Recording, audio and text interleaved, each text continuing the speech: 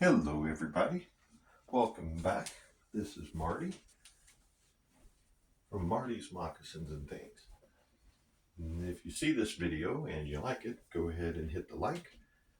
If you want to see more, I'm running a whole series on business and how to run a micro business. Go ahead and hit that subscribe, and when a new video comes up, you'll get a notification. So here we are. You've decided that you want to start a business. Don't really know what to do, what you have to do, what you need to do, what you should do. These are the videos for you. First thing we want to do, if you have an idea or if you're already making things and you want to start a business, first thing you need to do is determine whether or not you even need to have any type of certificate of ownership of a business or a business license or anything like that. Where my daughter lives, I could run my craft business without any kind of paperwork at all. They just don't bother with it where she lives. In Illinois, on the other hand, they want every dollar they can get, so you have to have a certificate of ownership. You have to register with your county, state, and of course, your state's IRS. So, there are many different types of businesses, starting from a sole proprietorship, which is what I am. I am the most comfortable with that. There is, of course, LLCs, S Corps, corporations. There's several different routes that you can go.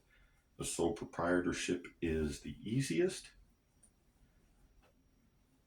because you just add it to your regular taxes. You don't have to do any extra business tax return. It just goes in with your regular income. So what you need to do is Google your area, find out if you even need to start a business, and then go ahead and start if you need to. There are different steps that you have to take. I, in Illinois, had to go to my county courthouse and fill out the application for a DOA,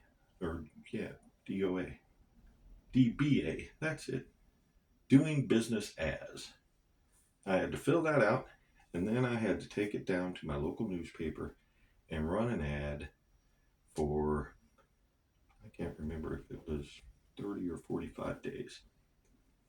But anyway, that ad had to run in the newspaper to inform the community that I was going to be starting a company and doing business as Marty's Moccasins and Things. After the ad had ran, I had to go back to the newspaper office, get a receipt, and take it back to my county courthouse. And then they gave me a certificate of ownership of business. This all cost me less than $100. I don't remember exactly. I'd have to look it up. I think the ad was like 60 and it was 25 to get the certificate done. So I think I started my business for less than $100. Simple, easy. Then I had to go and register with the state's IRS so that I could start paying sales tax on all of my sales. So these are things that you have to do. You have to know what your laws are in your area and what it takes to start your micro business. Or some of the crafters that I know in my area have decided they would be outlaws and risked getting caught, at which point, of course, there would be fines and who knows what else, court dates and all this stuff, and that's not worth saving $100 in making your own business. But there are other things that go with the business. You have to keep records, you have to pay your taxes as a sole proprietor. All that gets done when you do your paperwork for your regular taxes, so it gets added on to your state when you do your state taxes and when you do your federal taxes. The only difference is you got to do the sales tax separately. So once you've decided you're going to start your business and you start the steps after doing your research, you need to set up a business, let's call it a way to run your business. You've got a business, now you got to run it. So we're going to be talking about the many different ways you can do to run a business, especially if you're by yourself, which a lot of crafters are. So you're going to need to do accounting. You're going to need to pay attention to your inventory. You're going to need to save receipts. If you've already put a lot of money into your business, but you haven't started your business, I hope you kept the receipts, because you can sort of backdate them for your first round of taxes. Now let's talk about taxes. The way the federal government works is you do a Schedule C on your regular taxes. After taking your receipts that you have, which will give you your tax perks, it's not the word we're looking for, deductions. Do your deductions for your business expenses, such as paying for craft shows, such as office supplies, business cards, and things like that. All of this stuff is tax deductible.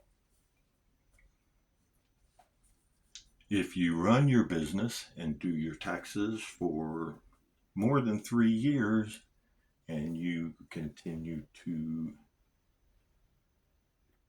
come in at a loss, the IRS can designate your business as a hobby. What that does for them is you still have to claim all of your income, but you don't get any of the tax deductions.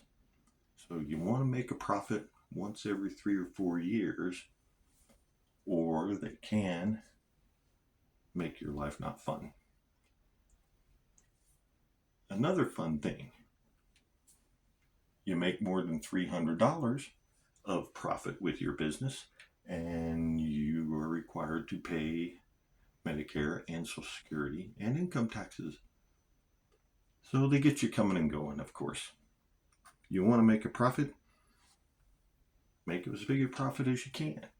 But you're going to pay taxes on anything over $300. Can running a business be a pain? It can. I'm not going to lie to you. There's a lot of record keeping. There are a lot of different tools you can use for that. There are programs on your computer, if you're computer literate enough. I am not. But you can make sure that you protect it, because it can be hacked when it's on a computer. I do all of mine with paper, as you'll see later on. I keep my inventory type things on a Microsoft Word document. Well, several Microsoft Word documents. But that's all of the computer technology that I use, other than a calculator. Everything else I have is in the old-fashioned ledger that they used before businesses, or before computers ever came along. The old ledger books. That's what I use. That's what I'm going to show. The information on the ledger book is information that you have to have. How you work that into your business is completely up to you. You can do any kind of computer technology that you want to use. That is all fine and good. I have no problems with it, except I just don't know how. And I enough on my plate running my micro business that I don't want to learn how. I don't want to take the time to learn how to do records when I already know how to do records with a pen and a piece of paper. But that's just me. So here is a summary, basically, of this video. Check with your local authorities. You can Google it probably. That's how I did it.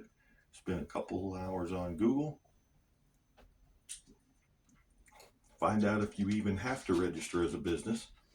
Because boy howdy, if you're running a craft business and you don't have to register to be a business, that would be awesome. You still want to do some accounting because you still would like to know whether you're making a profit, right? I know I do. That's why when I started my business, I immediately started keeping records. Because if I'm going to have a business and I'm going to do all this work, I want to know whether or not I'm making a profit. And I want to know if I'm not making a profit, just how far in the hole am I? But if you don't care about money, you go do you. That is pretty much the whole of how to start a business. You find out what you need to do to start it. You do those steps.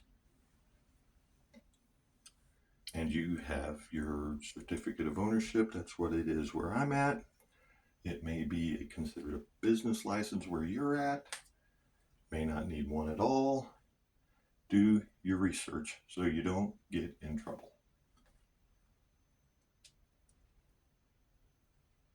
As we move on to parts 2 and 3 and 4, we're going to go through paperwork and receipts, inventory, calculations. I'll show you how I keep track of all of my inventory and what it sells for and all of that. Hopefully this will help you out. Have a great day and goodbye.